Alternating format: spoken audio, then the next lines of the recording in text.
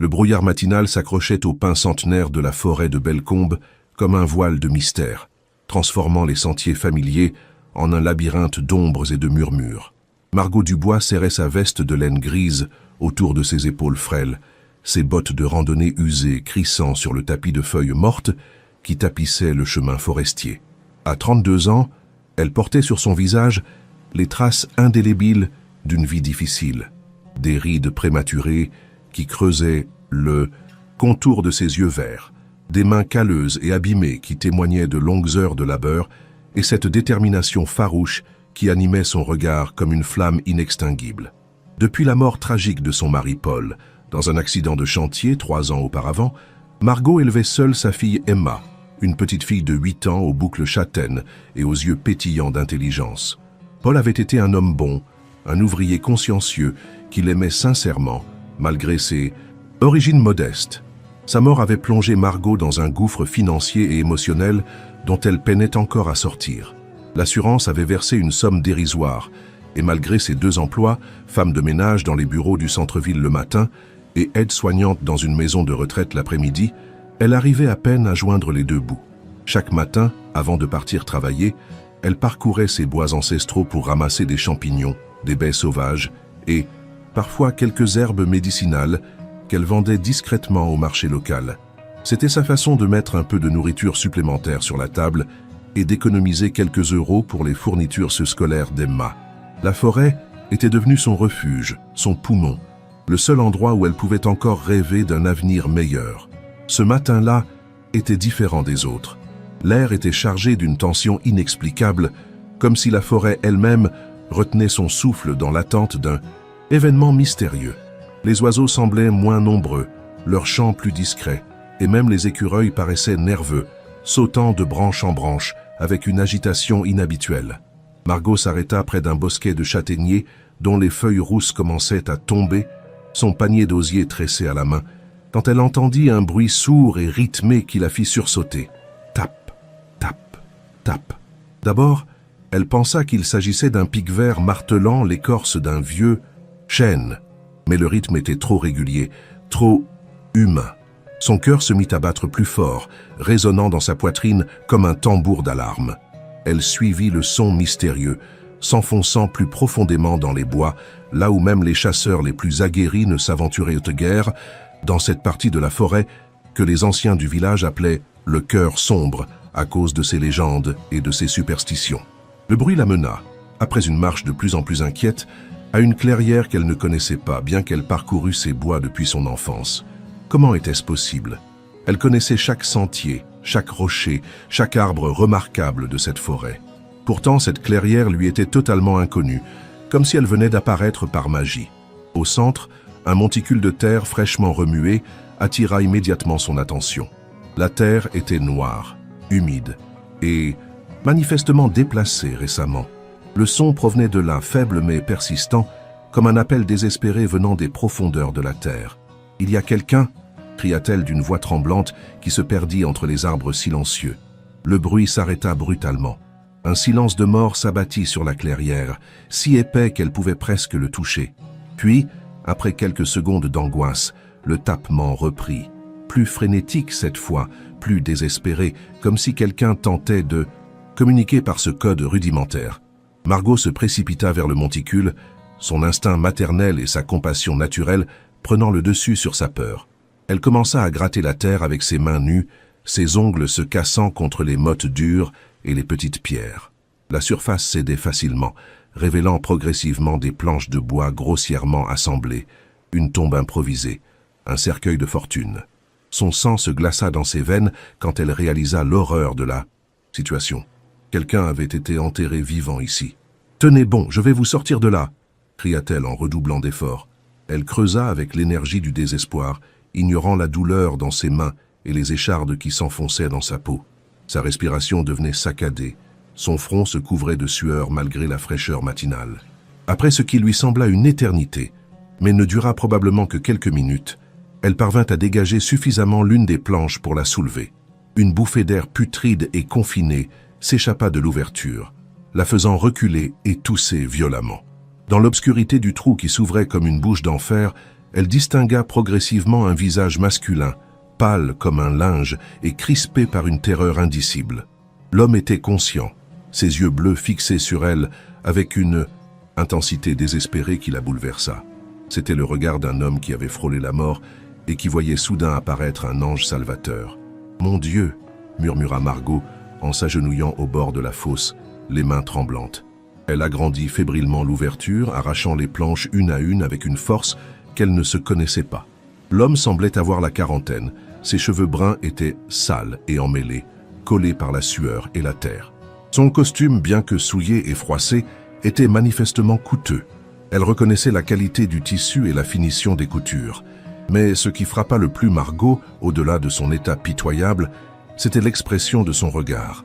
Une reconnaissance qui dépassait la simple gratitude, comme s'il la connaissait déjà. « Aidez-moi à sortir !»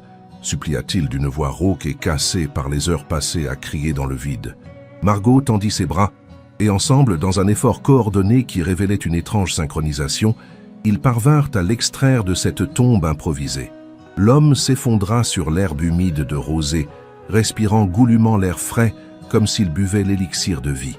Ses mains tremblaient violemment de façon incontrôlable, et Margot remarqua qu'elles étaient couvertes d'écorchures et de sang séché, témoignant de ses tentatives désespérées pour gratter le bois de l'intérieur. « Combien de temps ai-je été là-dedans » demanda-t-il en se redressant péniblement, s'appuyant sur ses coudes. « Je ne sais pas » répondit Margot en l'aidant à s'asseoir contre le tronc d'un grand chêne. « Qui vous a fait ça?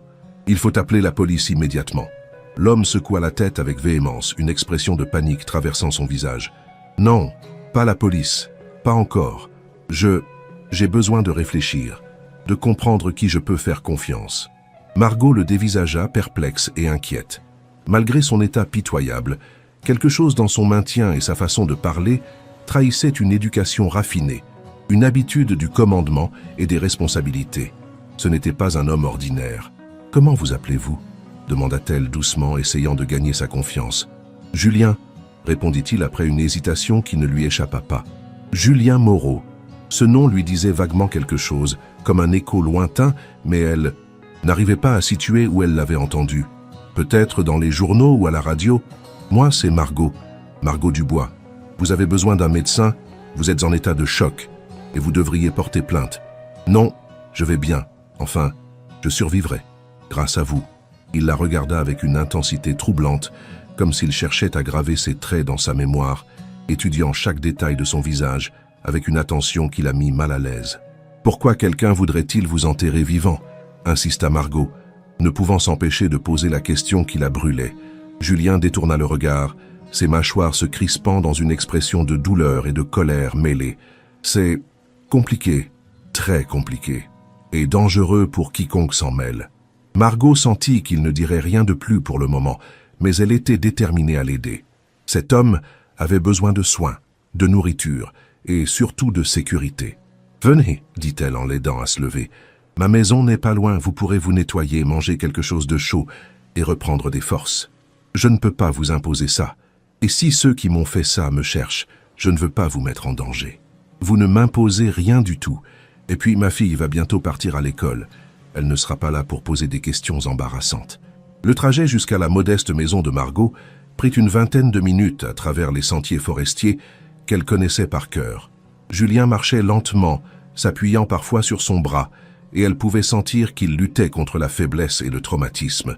Elle habitait une petite maison de pierre en lisière du village de Bellecombe, une bâtisse centenaire héritée de sa grand-mère, avec un jardin potager soigneusement entretenu où poussaient légumes et herbes aromatiques, et quelques poules qui picoraient gaiement dans un enclos artisanal. Emma était dans la cuisine, finissant son petit déjeuner de pain grillé et de confiture maison. C'était une petite fille aux cheveux châtains, bouclés, et aux yeux verts identiques à ceux de sa mère, mais avec une vivacité et une curiosité naturelle qui contrastaient avec la réserve prudente que la vie avait imposée à Margot. Intelligente et observatrice, Emma avait cette maturité précoce qu'acquièrent souvent les enfants élevés par un parent seul. « Maman !» s'exclama-t-elle en voyant entrer sa mère accompagnée d'un étranger, visiblement dans un état inquiétant. « Qui c'est? Il va bien? C'est Monsieur Moreau, ma chérie. Il a eu un petit accident dans les bois. » Va chercher ton cartable. Tu vas être en retard à l'école. » Emma obéit sans protester, mais jeta plusieurs coups d'œil curieux et inquiets vers Julien pendant qu'elle rassemblait ses affaires scolaires. Elle était habituée à voir sa mère aider les gens. C'était dans sa nature, mais cet homme semblait différent, et son instinct d'enfant lui disait qu'il se passait quelque chose d'important. Margot accompagna sa fille jusqu'à l'arrêt de bus du village, lui donna un baiser sur le front et la regarda partir avec ce pincement au cœur qu'elle ressentait chaque matin. Elle s'inquiétait toujours quand elle devait laisser Emma, même pour aller à l'école. C'était son trésor le plus précieux, tout ce qui lui restait de sa vie d'avant. Et l'idée qu'il puisse lui arriver quelque chose la terrorisait. Quand elle revint à la maison, Julien était assis à la table de la cuisine, contemplant ses mains abîmées avec une expression mélancolique. Dans la lumière du jour, elle put mieux l'observer. Malgré son état, c'était un bel homme, avec des traits aristocratiques et une prestance naturelle.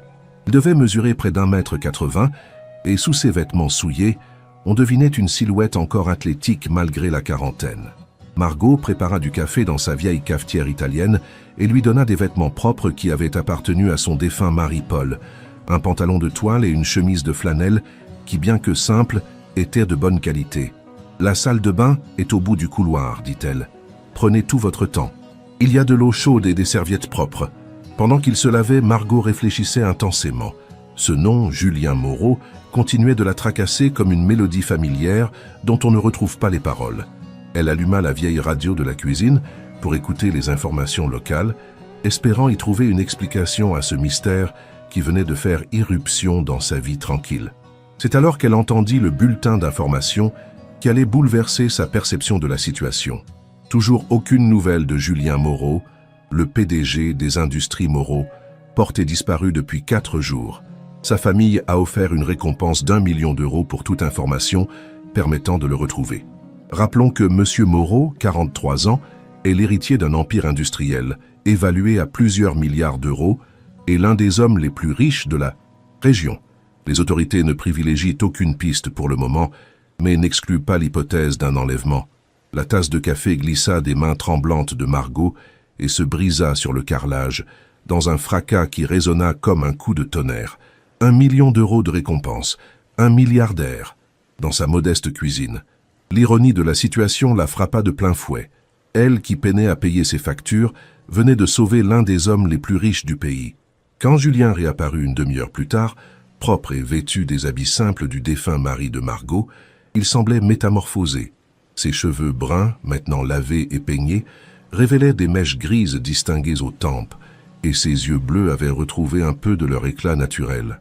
Il était indubitablement beau, avec cette prestance aristocratique et cette élégance naturelle que même l'épreuve traumatisante qu'il venait de traverser n'avait pu entamer complètement. Dans les vêtements simples de Paul, il avait l'air plus accessible, plus humain. « Je vous dois des explications, dit-il en s'asseyant face à Margot, qui tentait de dissimuler son trouble et sa nervosité nouvelle. « Je sais qui vous êtes, répondit-elle simplement, ramassant les morceaux de la tasse brisée. Je viens d'entendre les informations à la radio. » Le visage de Julien se durcit instantanément, ses traits se figeant dans une expression de méfiance et de résignation. « Alors vous savez aussi qu'il y a une récompense d'1 million d'euros pour ma découverte. Une fortune pour quelqu'un comme vous. Ce n'est pas ce qui m'intéresse, répliqua Margot avec une pointe d'agacement dans la voix. « Vraiment ? 1 million d'euros ne vous intéresse pas ? Pour une femme dans votre situation, avec une fille à élever, des factures à payer ?» Margot se leva brusquement, les joues enflammées par la colère et l'humiliation. « Ma situation ? Vous ne savez rien de ma situation. J'ai peut-être peu d'argent, mais j'ai ma dignité et mes principes. Je ne vous ai pas sauvé pour toucher une récompense et votre argent ne m'intéresse pas. » Julien baissa immédiatement les yeux, manifestement honteux de ses paroles et de ses préjugés. « Pardonnez-moi, ces derniers jours m'ont rendu méfiant envers tout le monde et tout le monde. Dans mon milieu, les gens ne font rien sans contrepartie financière. Vous avez raison, je ne sais rien de vous, mais vous m'avez sauvé la vie au risque de la vôtre sans rien demander en retour. C'est inhabituel pour moi. Qui vous a fait ça ?» demanda Margot en se rasseyant, radoucie par ses excuses sincères. Julien hésita longuement, semblant peser chaque mot avant de répondre. « Mon propre frère. » Margot sentit un frisson glacé la parcourir de la tête aux pieds. « Votre frère ? Mais pourquoi ? Comment est-ce possible ? » « Nicolas. Mon frère cadet de 2 ans plus jeune que moi. Nous dirigions l'entreprise familiale ensemble depuis la mort de notre père, il y a 5 ans. Papa nous avait légué l'empire à tous les deux, pensant naïvement que nous formerions une équipe soudée. Mais Nicolas a toujours eu des ambitions, démesurées, et des méthodes peu orthodoxes que je ne pouvais plus tolérer. Julien se leva et marcha vers la fenêtre, regardant le jardin paisible de Margot avec ses légumes bien alignés et ses poules qui picoraient tranquillement.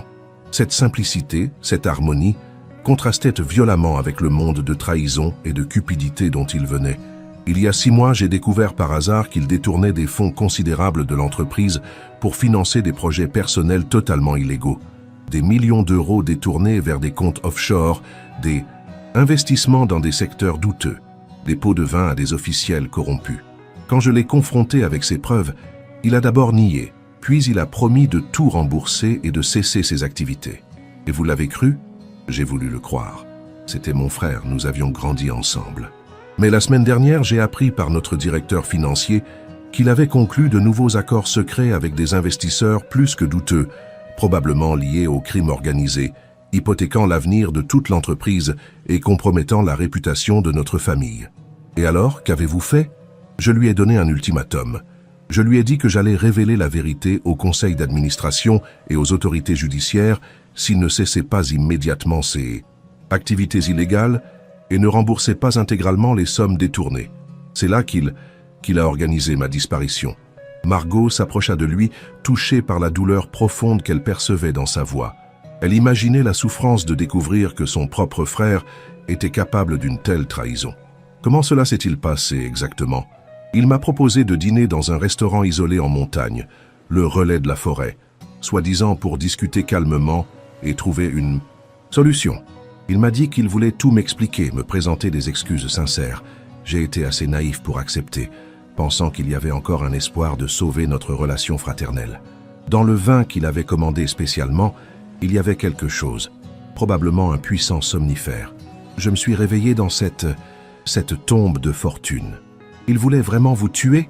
demanda Margot, horrifiée. « Oh non !» dit Julien avec un rire amer qui n'avait rien de joyeux. « C'est bien plus retors et calculé que ça. Il ne voulait pas devenir un meurtrier. Il voulait simplement me faire disparaître juste assez longtemps pour prendre le contrôle total et irréversible de l'entreprise. Dans les statuts de notre société, il existe une clause d'urgence que notre père avait fait inscrire. En cas de disparition inexpliquée de l'un des 2 dirigeants pendant plus d'1 semaine, l'autre peut prendre des décisions unilatérales majeures, y compris vendre des parts ou modifier la structure de l'entreprise. Mais quelque chose a mal tourné dans son plan. Nicolas pensait probablement me libérer au bout de quelques jours, une fois ces affaires frauduleuses définitivement conclues et légalisées. Il aurait inventé une histoire, un enlèvement dont j'aurais réussi à m'échapper avec une amnésie partielle, par exemple. Mais quelque chose l'en a empêché. Peut-être a-t-il pris peur en voyant l'ampleur des recherches et de la médiatisation, ou peut-être a-t-il simplement décidé qu'il était plus simple et plus sûr de me laisser mourir. Margot frissonna à cette pensée atroce. L'idée qu'un frère puisse abandonner son propre frère à une mort lente et atroce lui semblait inhumaine. « Il faut prévenir la police maintenant. Vous avez des preuves contre lui. Et votre témoignage, c'est ma parole contre la sienne, l'interrompit Julien. Et Nicolas est très intelligent, très manipulateur. Il aura préparé des alibis béton, des témoins corrompus, des explications alternatives. Il a probablement déjà raconté aux enquêteurs que nous étions disputés, que j'étais dépressif, instable. De plus, Julien s'interrompit, semblant lutter avec lui-même, comme s'il hésitait à révéler un secret encore plus douloureux.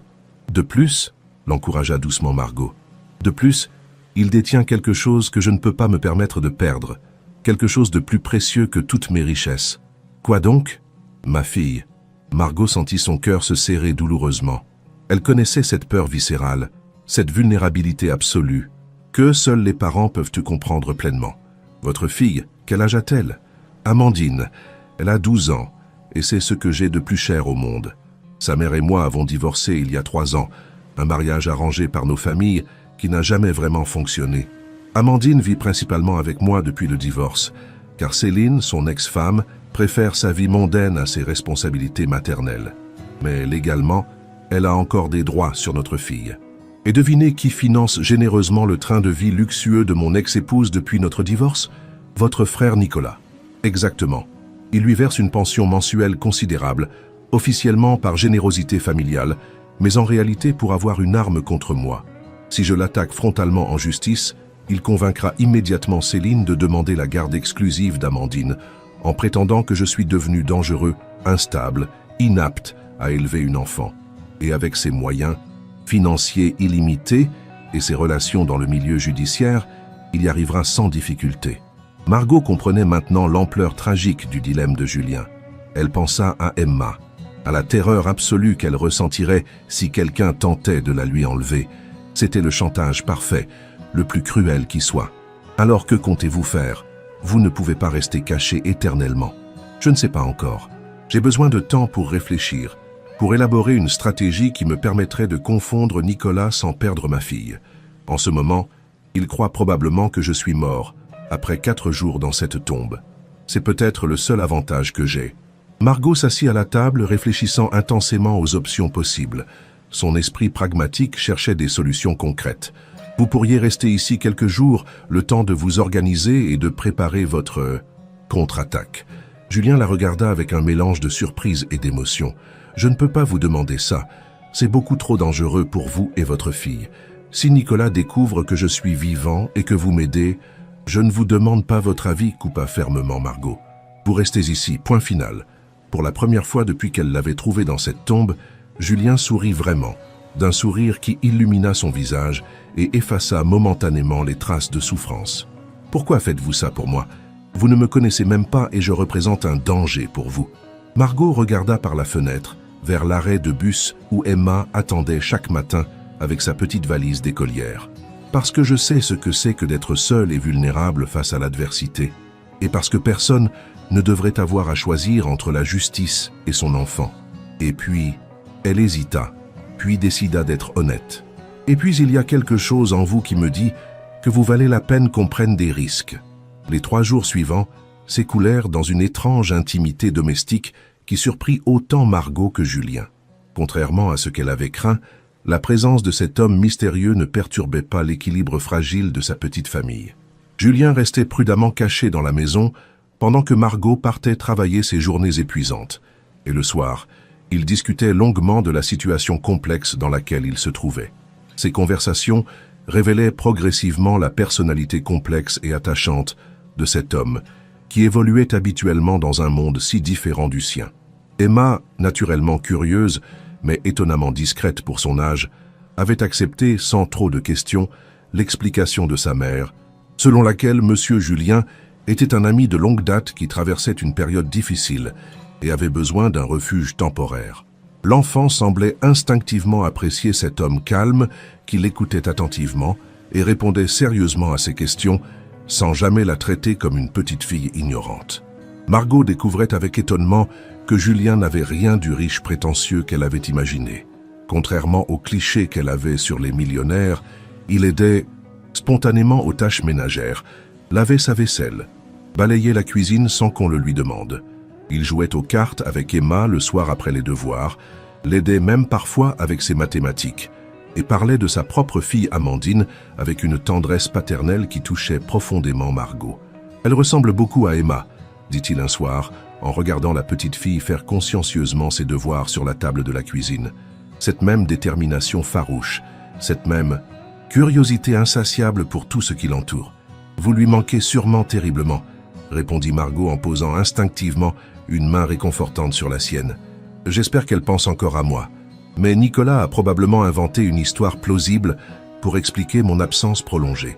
Il lui aura dit que je suis parti en voyage d'affaires urgent à l'étranger, ou quelque chose de similaire. Il est expert en manipulation psychologique. » Margot serra doucement sa main, sentant la douleur immense que cachait cette réponse apparemment désinvolte. « Nous trouverons un moyen de vous réunir. Je vous le promets. » Cette nuit-là, vers 3 heures du matin, Margot fut brutalement réveillée par des gémissements et des cris étouffés provenant du salon où dormait Julien sur le canapé-lit qu'elle avait installé pour lui. Elle se leva rapidement et le trouva en proie à un cauchemar violent, se débattant contre des liens invisibles, le front couvert de sueur froide malgré la température fraîche de la nuit. « Julien, réveillez-vous » murmura-t-elle en le secouant doucement. « Ce n'est qu'un rêve, vous êtes en sécurité. » Il ouvrit brusquement les yeux. désorienté et paniqué, cherchant à comprendre où il se trouvait. Quand il réalisa qu'il était dans le salon de Margot, et non dans cette tombe claustrophobique, ses épaules s'affaissèrent de soulagement, et il poussa un long soupir tremblant. « Pardonnez-moi, je ne voulais pas vous réveiller. Ces cauchemars, ils reviennent sans arrêt. Ce n'est rien du tout. Vous revivez ce qui s'est passé dans cette tombe. » Il acquiesça en passant une main tremblante dans ses cheveux ébouriffés. L'obscurité totale, l'impression d'étouffer lentement, les parois de bois qui se rapprochent, et surtout cette certitude grandissante que j'allais mourir sans jamais revoir Amandine, sans pouvoir lui dire que je l'aime. Margot s'assit naturellement sur le bord du canapé, touchée par sa vulnérabilité. « Voulez-vous en parler ? Parfois, ça aide de verbaliser les peurs. Il n'y a pas grand-chose à dire de rationnel. Quand on croit qu'on va mourir, vraiment mourir, on repense automatiquement à tout ce qu'on a raté dans sa vie, à tout ce qu'on aurait voulu dire à ceux qu'on aime et qu'on n'aura jamais l'occasion de leur dire. Et à quoi pensiez-vous dans ces moments-là » Julien la regarda longuement dans la pénombre, comme s'il hésitait à révéler quelque chose d'intime. À ma fille Amandine, bien sûr. Mais aussi au fait que j'avais vécu une vie fondamentalement vide, malgré toutes ces richesses apparentes. Riche financièrement, certes, mais vide émotionnellement et spirituellement, entouré en permanence de gens qui ne s'intéressaient qu'à mon argent et à mon statut social, marié à une femme qui ne m'aimait que pour les avantages matériels que je représentais. J'avais complètement oublié ce que c'était que les vraies valeurs humaines, la vraie générosité désintéressée, l'authenticité des relations. Comme celle d'une inconnue qui vous sauve sans rien attendre en retour. Exactement comme ça. Leurs regards se croisèrent dans la pénombre douce du salon, et Margot sentit quelque chose d'inattendu et de troublant naître entre eux, une connexion profonde qui dépassait largement la simple compassion ou la gratitude, une attirance mutuelle qu'elle tentait de refouler, mais qui devenait de plus en plus évidente. « Margot » murmura Julien d'une voix rauque d'émotion, « Un bruit soudain à l'extérieur les interrompit brutalement. Des pas discrets sur le gravier de l'allée, le claquement feutré d'une portière de voiture. Margot sentit son sang se glacer instantanément dans ses veines. « Attendez-vous quelqu'un à cette heure » chuchota Julien en se redressant immédiatement. « Jamais. Personne ne vient ici la nuit. » Ils se levèrent silencieusement et Margot jeta un coup d'œil prudent par la fenêtre du salon, écartant légèrement le rideau. Une voiture noire aux vitres teintées était garée devant la maison, et elle pouvait distinguer deux silhouettes masculines en costume sombre qui s'approchaient discrètement de la porte d'entrée avec des mouvements professionnels. « Il vous cherche » souffla Julien. « Il faut que je parte immédiatement. »« Non, attendez, allez dans ma chambre et verrouillez la porte de l'intérieur. S'ils fouillent la maison, cachez-vous sous le lit et ne bougez plus. Je ne peux pas vous laisser affronter ça seul. Si ce sont des hommes de Nicolas, faites-moi confiance. Je sais comment gérer ce genre de situation. » Julien hésita quelques secondes cruciales, puis disparut rapidement dans la chambre de Margot. Quelques instants plus tard, on frappa discrètement mais fermement à la porte d'entrée.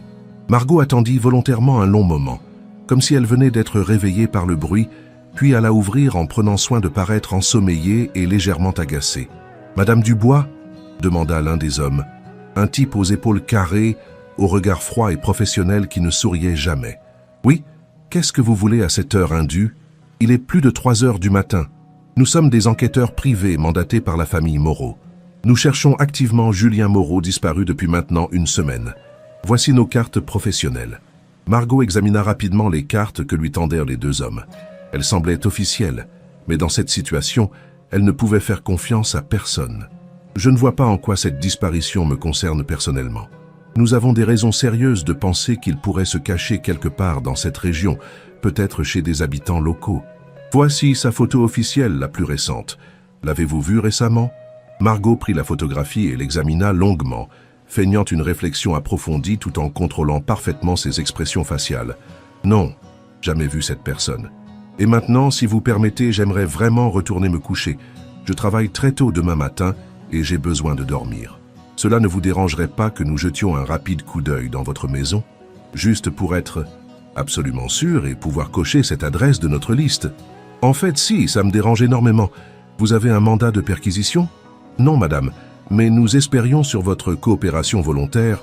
Alors bonne nuit, messieurs.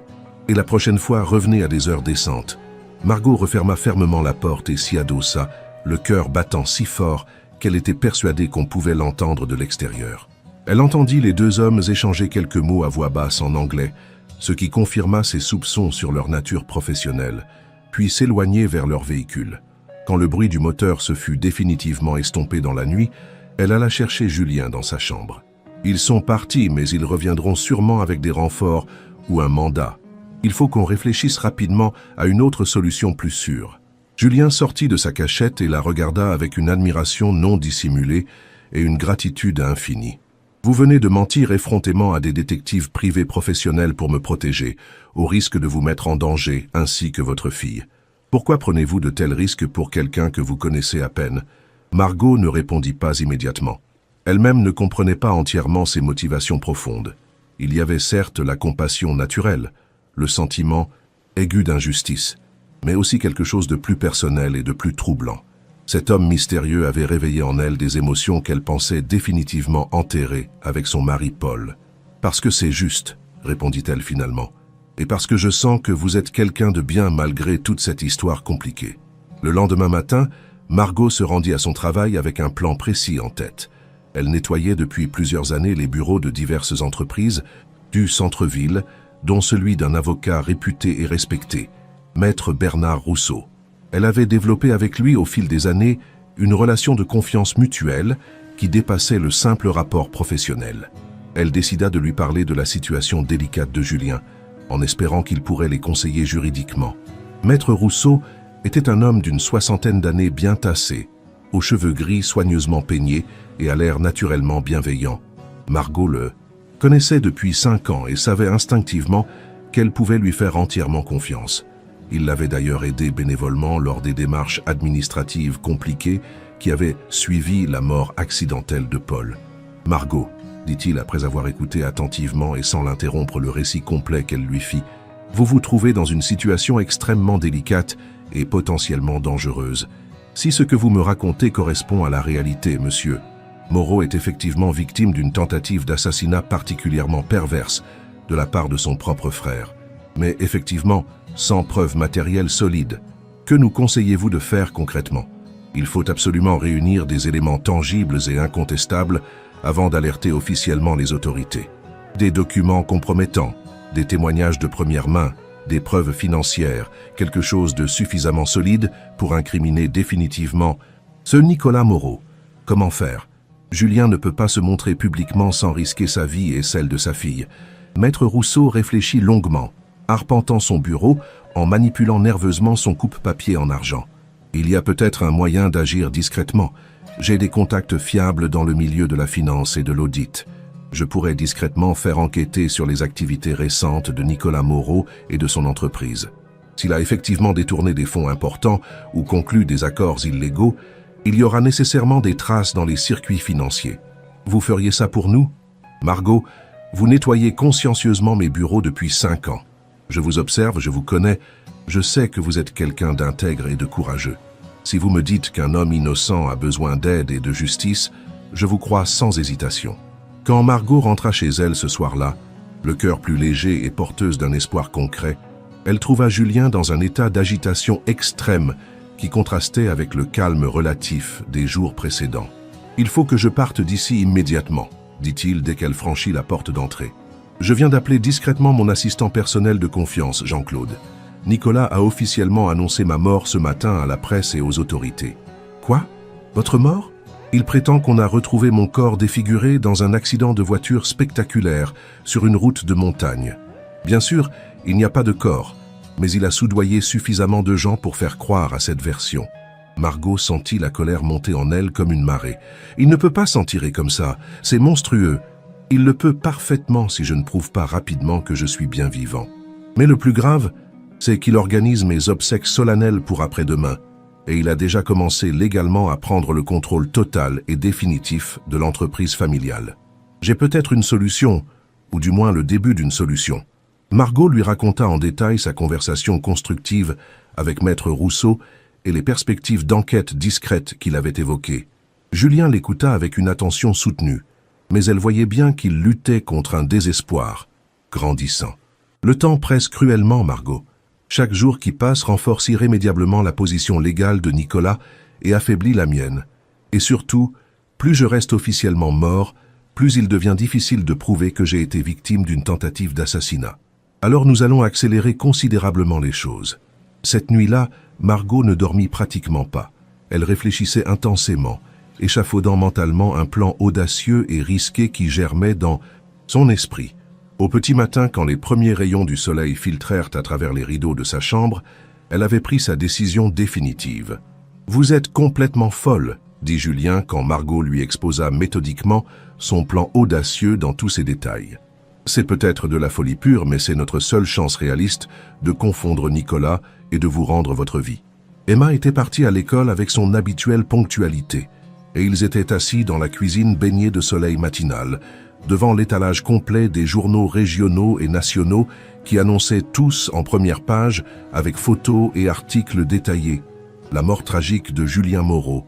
Sa photographie officielle était partout, accompagnée d'articles élogieux sur sa carrière brillante, sa fortune colossale et sa disparition mystérieuse. « Résumons votre plan complètement fou », dit Julien, en feuilletant nerveusement les journaux. « Vous voulez que je me rende aux obsèques solennelles de ma propre mort pour confondre publiquement Nicolas devant tout le monde? C'est exactement ça. Il ne s'y attendra jamais, même dans ses pires cauchemars. Et avec tous les journalistes, les photographes et les caméras de télévision qui seront présents pour couvrir l'événement, il ne pourra pas nier votre résurrection miraculeuse. Et s'il a prévu des gardes du corps armés? S'il essaie de me faire taire définitivement devant tout le monde? C'est là qu'intervient intelligemment Maître Rousseau. Il aura averti discrètement quelques journalistes de confiance et quelques policiers. Votre apparition sera filmée en direct et retransmise immédiatement. Nicolas ne pourra pas prendre le risque de vous éliminer devant les caméras. Julien se leva et arpenta nerveusement la cuisine, réfléchissant intensément aux implications de ce plan désespéré. C'est un plan de kamikaze, Margot. Si ça rate, je suis mort pour de bon. Vous avez une meilleure idée? Une alternative plus sûre? Il s'arrêta devant la fenêtre et la regarda longuement. Malgré sa peur légitime, il y avait dans les yeux verts de cette femme extraordinaire une détermination farouche qui lui rappelait pourquoi il était progressivement tombé amoureux d'elle. Car oui, il devait se l'avouer maintenant. Il était bel et bien tombé amoureux d'elle. Cette révélation l'avait frappé la nuit précédente, quand il l'avait regardée dormir paisiblement malgré tous les dangers qu'elle courait volontairement pour l'aider. « D'accord, » dit-il finalement après un long silence. « J'accepte votre plan fou, mais à une condition absolument non négociable. Laquelle? Vous et Emma, vous quittez immédiatement la région dès aujourd'hui. Quoi qu'il arrive demain aux obsèques, qu'on réussisse ou qu'on échoue, Nicolas comprendra nécessairement que vous m'avez aidé à survivre. Vous ne serez plus jamais en sécurité ici. » Margot secoua énergiquement la tête. « Hors de question absolue. Je ne vous abandonne pas maintenant, au moment crucial. Margot, soyez raisonnable pour une fois. Emma a besoin de sa mère vivante, pas d'une héroïne morte. Et j'ai besoin de savoir que vous êtes en sécurité et que justice est rendue. » Ils se regardèrent longuement et intensément, conscients tous les deux que leurs sentiments mutuels dépassaient désormais largement le simple lien créé par les circonstances dramatiques. « Si nous nous en sortons vivants, » murmura Julien d'une voix chargée d'émotion, « si nous arrivons à confondre définitivement Nicolas et à m'en sortir, oui, » l'encouragea-t-elle doucement. « Accepteriez-vous que je fasse vraiment partie de votre vie, de vraiment en faire partie, pour toujours ?» Margot sentit son cœur s'emballer dangereusement. « Vous parlez de quoi exactement ? » De tout recommencer complètement, avec vous, avec Emma. De construire ensemble quelque chose d'authentique et de vrai, loin de ce monde de faux semblants et de trahison. Julien, nos mondes sont si radicalement différents. Vous êtes habitué au luxe, aux responsabilités énormes. Justement, vous m'avez montré qu'il existait une autre façon de vivre, plus authentique, plus vraie, plus humaine. Je ne veux plus jamais retourner dans ma prison dorée. Je veux une vie simple et heureuse. » Margot s'approcha de lui et posa tendrement ses mains sur son visage buriné par l'épreuve. « Alors, survivons d'abord à cette journée cruciale. » Ils s'embrassèrent pour la première fois, un baiser à la fois tendre et désespéré qui scellait définitivement leur alliance amoureuse autant que stratégique. À 14 heures précises, la majestueuse cathédrale Saint-Pierre était bondée comme pour les grandes occasions. Tout le gratin, politique, économique et social de la région, s'était déplacé en grand apparat pour les obsèques solennelles de Julien Moreau. Nicolas, vêtu d'un costume noir impeccable et d'une expression de douleur fraternelle parfaitement maîtrisée, recevait les condoléances avec une dignité remarquable. À ses côtés, Amandine, la fille de Julien, âgée de 12 ans, pleurait sincèrement et silencieusement, serrant convulsivement la main de sa mère Céline, qui arborait une tristesse de circonstance. Margot, soigneusement dissimulée dans la foule dense des badauds, rassemblés sur le parvis de la cathédrale, observait attentivement la scène avec un mélange de dégoût profond et d'anxiété grandissante. Nicolas jouait son rôle de frère endeuillé à la perfection absolue. Si elle ne connaissait pas la vérité horrible, elle aurait été sincèrement émue par ce frère apparemment brisé par la douleur. Maître Rousseau s'approcha d'elle discrètement, se fondant naturellement dans la foule. « Tout est parfaitement en place », murmura-t-il. 3 journalistes de confiance sont prévenus et positionnés stratégiquement. Ils ont leurs caméras prêtes et leur téléphone satellite pour une diffusion immédiate. De plus, j'ai alerté discrètement le commissaire Durand. Et Julien, où est-il ? Il se tient prêt dans la voiture banalisée, garée derrière l'église. Il attend votre signal convenu. Vous êtes absolument sûr de la solidité de ce plan ? Maître Rousseau hocha gravement la tête, bien qu'elle pût voir qu'il était lui aussi nerveux. Autant qu'on puisse l'être dans une situation aussi exceptionnelle. Margot hocha la tête en observant sa montre. 15 heures précises, au moment solennel où le prêtre commençait l'homélie funèbre avec des trémolos dans la voix, elle envoya le message texte convenu à Julien. « Maintenant, que Dieu nous aide ». Elle se fraya discrètement un chemin vers l'entrée principale de la cathédrale, son cœur battant si violemment qu'elle était certaine que tout le monde pouvait l'entendre résonner. Derrière elle, les journalistes prévenus commençaient subtilement à filmer et à se positionner. Julien apparut soudain au fond de la nef centrale, marchant lentement mais résolument vers l'autel principal. Il portait un costume sombre que Maître Rousseau lui avait procuré, et malgré sa pâleur évidente et sa maigreur due à l'épreuve traumatisante qu'il avait traversée, il était indéniablement et reconnaissablement Julien Moreau. Un murmure de stupéfaction parcourut progressivement l'assemblée comme une onde de choc, puis des exclamations étouffées, des cris de surprise. Des gens se levaient, pointaient du doigt, se frottèrent les yeux. Le prêtre s'interrompit brusquement, bouche bée, sa phrase restant en suspens. Nicolas, qui était assis majestueusement au premier rang, se retourna lentement, intrigué par l'agitation grandissante. Quand il vit son frère qu'il croyait mort et enterré, son visage devint instantanément livide. Pendant quelques secondes interminables, il resta complètement paralysé, comme s'il voyait littéralement un fantôme revenir d'entre les morts. « Bonsoir, Nicolas », dit Julien d'une voix claire et ferme qui porta distinctement dans toute la cathédrale silencieuse. « Désolé d'être en retard à mes propres obsèques. J'espère que le spectacle vous plaît. » Le silence qui suivit cette déclaration était absolument assourdissant. On aurait pu entendre voler une mouche, puis ce fut l'explosion totale. Des journalistes se précipitèrent de toutes parts. Des flashs crépitèrent comme des feux d'artifice. Des questions fusèrent de toutes les directions dans un chaos indescriptible. « Monsieur Moreau, où étiez-vous? Comment expliquez-vous votre disparition? On vous a cru mort. Que s'est-il passé exactement? Qui est responsable de cette mise en scène ?»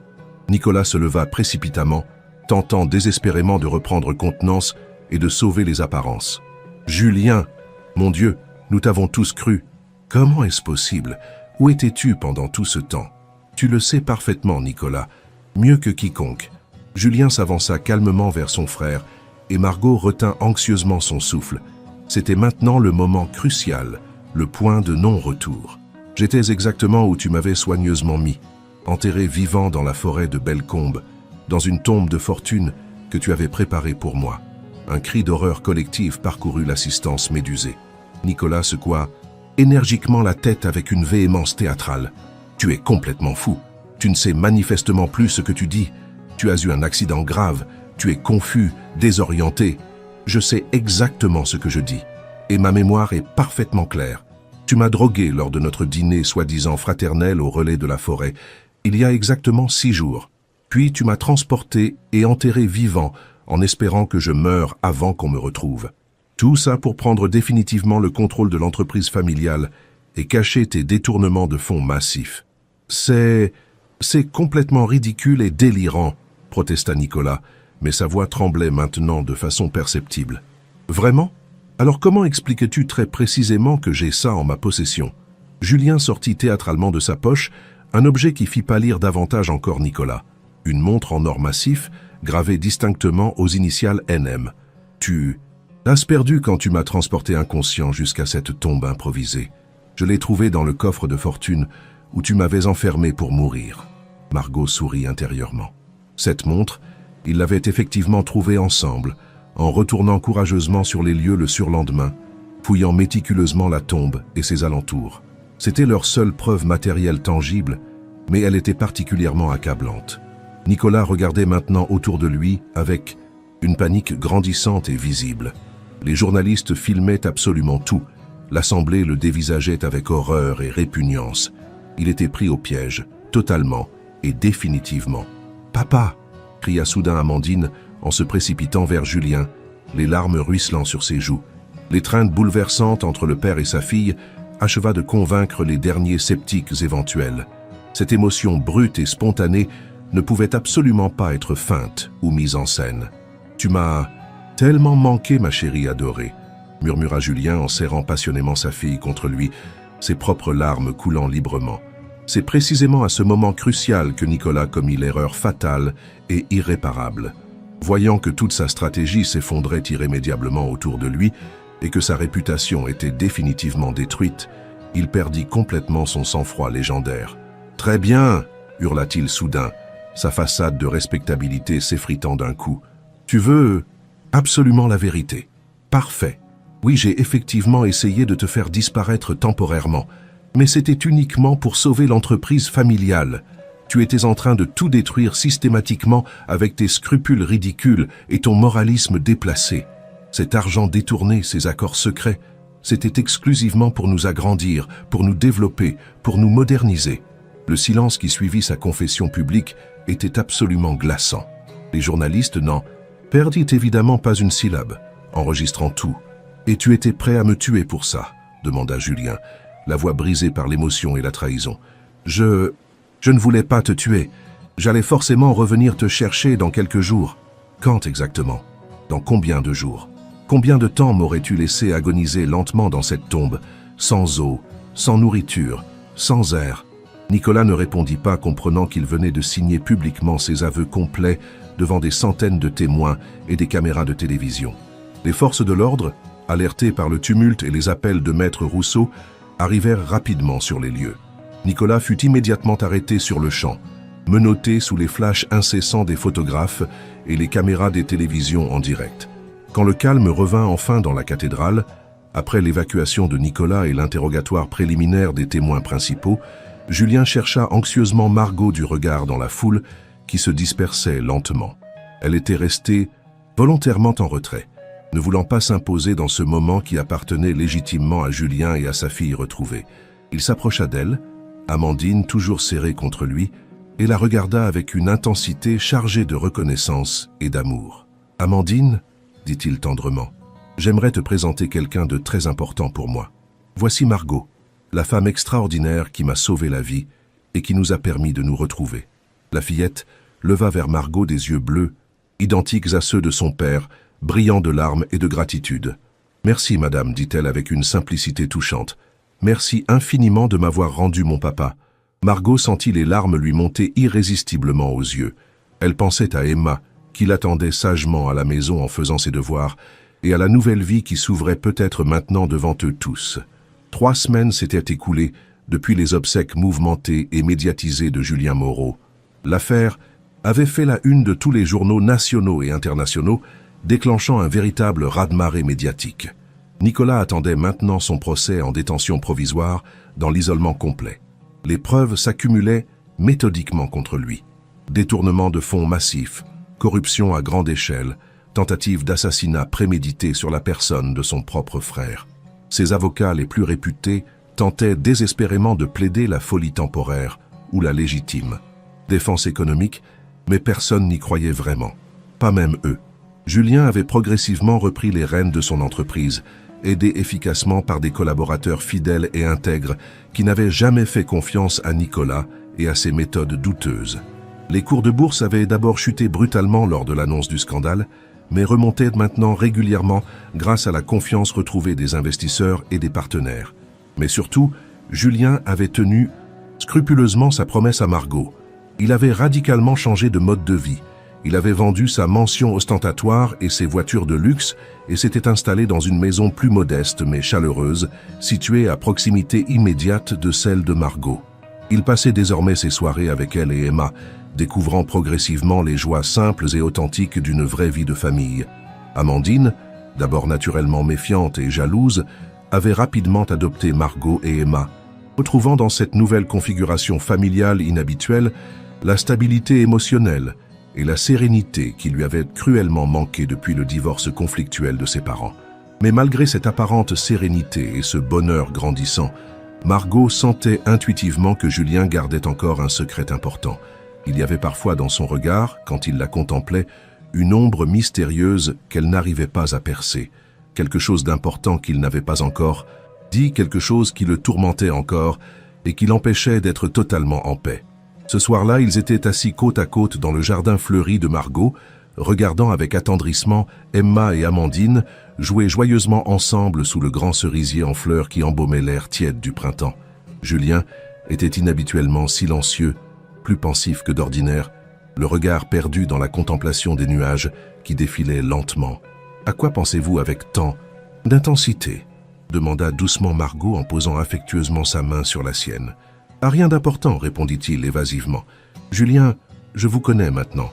Je vois bien qu'il y a quelque chose que vous ne me dites pas, quelque chose qui vous préoccupe. » Il la regarda longuement, comme s'il pesait minutieusement le pour et le contre d'une révélation majeure. « Vous vous souvenez parfaitement du moment où vous m'avez trouvé dans cette tombe, quand vous avez soulevé cette planche de bois et que nos regards se sont croisés pour la toute première fois ? Bien sûr, comment pourrais-je jamais oublier un moment pareil ? J'ai murmuré quelque chose à ce moment-là précis, quelque chose que vous n'avez pas pu entendre clairement à cause de l'émotion et de l'urgence de la situation. » Margot fronça les sourcils, fouillant attentivement dans sa mémoire. Effectivement, elle se souvenait vaguement que Julien avait remué les lèvres et chuchoté quelques mots, mais elle avait été trop concentrée sur son sauvetage urgent pour comprendre ce qu'il tentait de lui dire. « Qu'avez-vous dit exactement ?» Julien hésita encore longuement, puis prit une profonde inspiration comme s'il s'apprêtait à plonger dans un gouffre. « J'ai dit « Marie Margot ». Le cœur de Margot s'arrêta littéralement de battre. Marie Margot. C'était son vrai prénom complet, celui que personne n'utilisait jamais, sauf « Comment pouvez-vous connaître ce nom ?» balbutia-t-elle, la voix étranglée par l'émotion. « Parce que nous nous sommes déjà rencontrés, Margot, il y a très longtemps, très très longtemps. » Margot sentit le monde entier vaciller vertigineusement autour d'elle.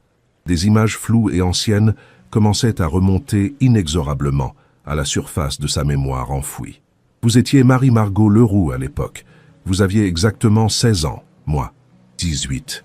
L'été chez ma grand-mère, balbutia Margot, les souvenirs affluant maintenant par vagues successives, à Sainte-Maxime, sur la côte d'Azur. Vos parents vous avaient envoyé passer les grandes vacances chez votre grand-mère maternelle parce que vous traversiez une période particulièrement difficile au lycée. Les souvenirs affluaient maintenant, nets et précis, comme des photographies. L'été magique de ses 16 ans, celui qui avait irrévocablement changé sa vie et sa perception de l'amour. Sa grand-mère maternelle vivait dans une petite maison méditerranéenne face à la mer, avec sa terrasse de lavande et ses volets bleus, et elle l'avait accueillie avec cette tendresse bourrue et protectrice qui la caractérisait. Vous étiez Jules. Je me faisais appeler Jules à cette époque, pour faire plus simple et plus accessible. Mon père possédait une villa somptueuse, pas très loin de chez votre grand-mère. C'était la dernière fois que j'y allais avant d'entrer définitivement dans l'entreprise familiale et d'endosser mes responsabilités d'héritier. Jules. Margot ferma les yeux et revit instantanément le jeune homme aux cheveux bruns ondulés et aux yeux bleus perçants qu'il avait abordé sur la plage de sable fin le deuxième jour de ses vacances. Il était beau, drôle, cultivé, attentionné. Et surtout, il l'avait écouté, vraiment écouté avec respect et empathie, quand elle lui avait raconté ses problèmes au lycée, le harcèlement psychologique qu'elle subissait quotidiennement, la solitude profonde qui la rongeait. « Nous avons passé tout l'été ensemble », murmura-t-elle bouleversée. « Tout l'été, chaque jour, chaque instant. Et la dernière nuit, sur la plage, sous les étoiles. » Margot se souvenait parfaitement de cette dernière nuit magique et tragique à la fois. Ils s'étaient promenés pieds nus sur le sable tiède sous les étoiles scintillantes, Ils s'étaient embrassés passionnément et Jules lui avait solennellement promis qu'il l'épouserait dès qu'elle aurait 18 ans. Ils s'étaient donné rendez-vous à Paris à la rentrée scolaire pour officialiser leur relation. Vous n'êtes jamais venu au rendez-vous convenu? Si, j'y suis allé. Mais quand je suis arrivé au café parisien où nous devions nous retrouver, vous étiez déjà là, avec vos parents. Margot écarquilla les yeux, foudroyée par cette révélation. Elle se souvenait parfaitement de ce jour fatidique. Ses parents l'avaient accompagnée à Paris, soi-disant, pour l'aider à s'installer dans sa nouvelle école privée. En réalité, ils s'inquiétaient terriblement de cette histoire d'amour qu'ils jugeaient beaucoup trop sérieuse et dangereuse pour son âge. Ils vous ont dit qui j'étais vraiment, n'est-ce pas? Le fils unique d'une famille richissime. Ils vous ont expliqué en détail que nous évoluions dans des mondes radicalement différents, que ça ne marcherait jamais entre nous. Ils m'ont dit que vous n'aviez fait que vous amuser avec moi, que vous aviez délibérément profité d'une fille de condition modeste avant de retourner définitivement dans votre milieu social. Et vous les avez crus sans chercher à vérifier. Margot hocha péniblement la tête, les larmes ruisselant maintenant sur ses joues.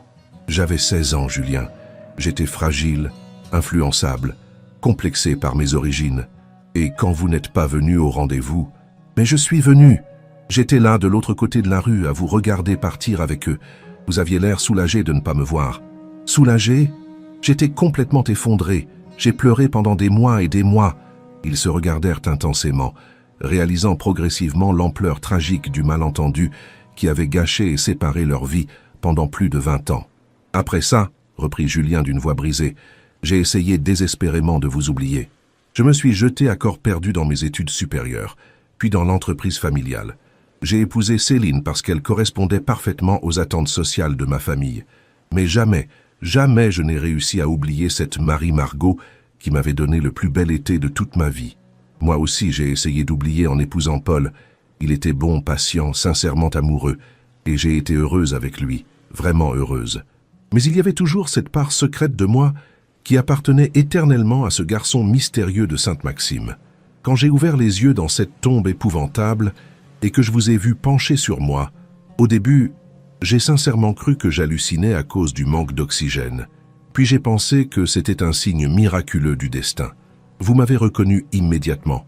Vos yeux n'ont absolument pas changé. Et votre façon caractéristique de pencher légèrement la tête quand vous réfléchissez intensément. Et cette petite ride qui se creuse entre vos sourcils quand vous vous inquiétez pour quelqu'un. Margot porta instinctivement la main à son front, émue aux larmes. Mais pourquoi ne m'avoir rien dit plus tôt? Pourquoi avoir attendu tout ce temps? Parce que j'avais terriblement peur. Peur que ce soit le traumatisme qui me fasse voir des ressemblances là où il n'y en avait pas. Peur que vous ne vous souveniez plus de moi. Et surtout peur que vous me reprochiez amèrement de ne pas être venu à ce rendez-vous capital. Que vous ne puissiez jamais me pardonner cette lâcheté apparente. Margot se leva et marcha lentement vers le cerisier où jouaient insouciamment les enfants. Sa tête bourdonnait. Toute sa vie, elle avait porté la blessure inguérissable de cet amour inachevé. Toute sa vie, elle s'était demandé obsessionnellement ce qui serait arrivé si Jules était venu à leur rendez-vous parisien. Et maintenant, elle découvrait qu'il était effectivement venu, qu'ils avaient été victimes d'un malentendu cruel, de la peur légitime de ses parents, de la différence criante de leur classe sociale. « Margot ?» dit doucement Julien en s'approchant d'elle avec précaution. Elle se retourna vers lui, et il vit dans ses yeux verts tout l'amour et toute la douleur accumulés pendant des décennies. « Vous rendez-vous compte de ce que cela signifie ?» murmura-t-elle. « Nous avons perdu 20 ans, 20 années entières à cause d'un simple malentendu. Ou peut-être que nous avions besoin de ces 20 années pour devenir les personnes que nous sommes aujourd'hui. Des personnes suffisamment mûres et expérimentées pour s'aimer vraiment, avec leurs blessures et leurs cicatrices, leurs enfants et leurs responsabilités. » Il prit délicatement ses mains dans les siennes. « Je ne peux pas vous rendre ces 20 années perdues, Margot, mais je peux vous promettre solennellement toutes celles qui nous restent à vivre. Vous croyez sincèrement que nous pouvons rattraper le temps perdu? Je crois que nous pouvons construire ensemble quelque chose de plus beau et de plus solide encore que ce que nous avions rêvé à 16 et 18 ans. Nous avons nos filles maintenant. Nous avons l'expérience douloureuse mais formatrice de la vie. Nous savons exactement ce qui compte vraiment dans l'existence. » Margot regarda tendrement Emma et Amandine qui couraient entre les arbres fruitiers, insouciantes et heureuses, complices comme de vraies sœurs. Puis elle pensa à Paul, l'homme bon qu'elle avait épousé, qu'il avait aimé sincèrement et lui avait donné Emma. Il n'y avait aucune trahison dans ce qu'elle ressentait pour Julien. Paul était mort et il aurait voulu qu'elle soit heureuse. Quand j'étais dans cette tombe, reprit Julien, j'ai repensé à tous mes regrets de vie. Mais le plus grand, le plus douloureux, c'était de ne pas vous avoir retrouvé plus tôt, de ne pas avoir cherché plus longtemps et plus intelligemment. Nous nous sommes retrouvés maintenant. C'est ce qui compte vraiment. Ils s'embrassèrent passionnément sous le cerisier en fleurs, pendant que leur fille riait aux éclats dans le jardin. Et pour la première fois depuis 20 longues années, Margot eut l'impression que sa vie prenait enfin tout son sens et sa véritable direction. Le soleil couchant dorait majestueusement la terrasse de la belle maison que Julien avait fait construire, suffisamment grande et accueillante pour abriter confortablement leur famille recomposée. Emma et Amandine partageaient maintenant une immense chambre qu'elles avaient amoureusement décorée ensemble, mélange harmonieux de leurs deux personnalités et de leurs goûts complémentaires. À 14 ans, Amandine était devenue une grande sœur protectrice et complice pour Emma, 10 ans, qui l'admirait et l'imitait en tout. Margot préparait le dîner familial dans la cuisine moderne et fonctionnelle, un sourire radieux aux lèvres en entendant les rires cristallins des filles et les plaisanteries de Julien qui jouait au badminton dans le grand jardin paysager. Sa vie avait tellement changé qu'elle avait parfois encore l'impression de vivre un rêve merveilleux dont elle pourrait se réveiller. Julien avait radicalement transformé l'entreprise familiale, la réorientant vers des projets plus éthiques, plus durables et plus respectueux de l'environnement. Il travaillait moins, déléguait intelligemment et consacrait le maximum de temps à ceux qu'il aimait. Nicolas avait été condamné à 15 ans de prison ferme. Il avait tout perdu dans l'affaire.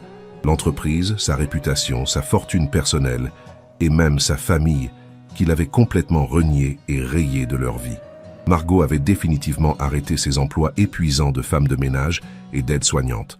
Julien, lui, avait proposé de reprendre des études et elle préparait maintenant avec passion un diplôme universitaire de psychologie de l'enfant. Elle voulait consacrer sa nouvelle vie à aider les enfants en difficulté, ceux qui, comme elle autrefois, se sentaient perdus, incompris et rejetés par la société. « Maman !» cria Emma en courant vers la terrasse, essoufflée et rayonnante. « Julien dit qu'on peut adopter le chaton. » Margot leva les yeux au ciel en riant affectueusement. Depuis 2 semaines, les filles réclamaient avec insistance d'adopter le petit chat errant tigré qui traînait mélancoliquement dans le quartier et venait régulièrement mendier des caresses. « Ils vous manipulent toutes les deux sans vergogne », dit-elle à Julien qui arrivait derrière les filles, l'air faussement innocent et angélique. « Moi ? Jamais !» protesta-t-il en l'embrassant tendrement dans le cou. « Je suis un homme intègre et incorruptible. » Le téléphone sonna à ce moment-là. C'était Maître Rousseau qui appelait avec d'excellentes nouvelles. « Margot, j'ai une information qui va vous faire immensément plaisir. L'enquête judiciaire sur Nicolas vient de révéler d'autres détournements massifs que nous ignorions. La justice va récupérer plusieurs dizaines de millions d'euros supplémentaires. Et Julien a décidé d'en faire don intégralement à diverses associations caritatives. Il souhaite que vous l'aidiez à choisir lesquelles méritent le plus cette aide. » Après avoir raccroché, Margot se tourna vers Julien avec émotion. « Vous n'aviez vraiment pas besoin de faire ça. Si, j'en avais absolument besoin. Cet argent est sale, souillé par les crimes de Nicolas. Je veux qu'il serve à faire du bien autour de nous, à réparer une partie des dégâts. Et la fameuse récompense d'1 million d'euros promise officiellement pour votre retour, techniquement, j'y ai légalement droit. » Julien sourit malicieusement. « Techniquement, oui, vous avez parfaitement raison. Mais je crois que vous avez finalement gagné quelque chose de bien plus précieux que de l'argent, non ?» Il avait absolument raison. Elle avait retrouvé son premier et unique amour, gagné une fille adoptive merveilleuse et construit une famille recomposée, harmonieuse et aimante. Aucune somme d'argent au monde ne valait un tel bonheur. Ce soir-là, après avoir bordé tendrement les filles dans leur chambre, Margot et Julien s'installèrent sur la terrasse illuminée par des guirlandes lumineuses, regardant les étoiles scintiller comme ils l'avaient fait 25 ans plus tôt sur la plage de Sainte-Maxime. « Vous savez ce qui me frappe le plus dans toute cette histoire incroyable » dit Margot en se blottissant contre lui. « Quoi donc, mon amour ? Si Nicolas ne vous avait pas enterré vivant dans cette tombe, nous ne nous serions probablement jamais retrouvés. En essayant méticuleusement de vous détruire, il nous a finalement réunis pour l'éternité. La vie a parfois de ces ironies délicieuses et mystérieuses. Vous regrettez quelque chose dans votre nouvelle existence. Julien réfléchit longuement et sincèrement. Ces 25 années perdues, évidemment, mais pas le chemin tortueux et douloureux qui nous a finalement menés jusqu'ici. Vous et moi, nous avons aimé d'autres personnes.